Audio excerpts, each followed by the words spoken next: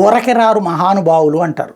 తెలంగాణ ముఖ్యమంత్రి రేవంత్ రెడ్డి ఓ పక్కన ఎన్నికలకి సంబంధించిన హడావిడి నడుస్తుండగా అకస్మాత్తు కర్ణాటక వెళ్ళారు.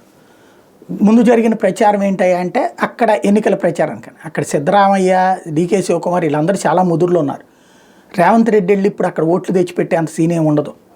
ఎందుకంటే అంత చరిష్మాటిక్ ఏం కాదు, వన్ ఆఫ్ ద పనికొస్తారు తప్పించి.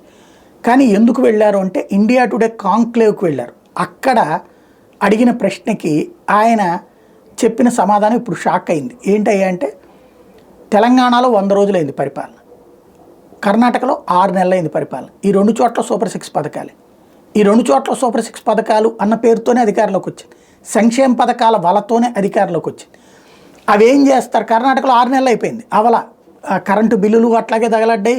ఒక్క బస్సులు తప్పించి ఇంకేం చేయలేకపోయారు వీళ్ళు. బస్సులో ఫ్రీ అంటే బేవర్స్, అక్కడ ఆర్టీసీలు నాశనం అవుతాయి. దానికి డబ్బులు అడిగేదేమి ఆర్టీసీ ఏం అడగదు కదా, అంత మంచి ఎత్తులోనే ఉంటుంది కాబట్టి నడిచిపోతుంది. జీతాల వరకు వాళ్ళకి వెళ్తున్నాయి కాబట్టి సిబ్బంది కూడా ప్రాబ్లం లేదు. భవిష్యత్తు ఎట్టుండదో చూడాలి. ప్రస్తుతానికైతే తాంబూలాలు ఇచ్చేసాం తనుగు జావండి అన్నట్టు నడుస్తుంది. ఇప్పుడు అట్లాగా మీరు కూడా ఎగ్గొడతారా అంటే దాని మీద కీలక వ్యాఖ్యలు చేశారు. కర్ణాటకలో నిధులు లేక 6 గ్యారెంటీలు చేతులు ఎత్తేసారు, తెలంగాణలోనే అది రిపీట్ చేస్తారా అన్న ప్రశ్నకి కేవలం అభివృద్ధి గురించి మాట్లాడేందుకు ఎక్కడికి వచ్చాను, కాంగ్రెస్ గ్యారెంటీల గురించి ఏది ఈ కర్ణాటక గవర్నమెంట్ ఇచ్చిన గ్యారెంటీలు అది వాళ్ళు చూసుకుంటారు, నేను ఏది ప్రస్తుత బడ్జెట్ సరిపోదు, ఇప్పుడు హామీలన్నిటికీ సంబంధించి మాత్రం ప్రస్తుత బడ్జెట్లు సరిపోవు, వాటికి వెతుకుతూ ఉన్నారు అన్నటువంటి చెప్తా ప్రస్తుతం తెలంగాణ ఎన్నికల్లో గెలవడం మీదనే దృష్టి పెట్టానని చెప్పి తానొవ్వక పరనొప్పింపక తప్పించుకు తిరుగువాడు ధన్యుడు సుమతి అంటూ యువతలకు వచ్చారనమాట.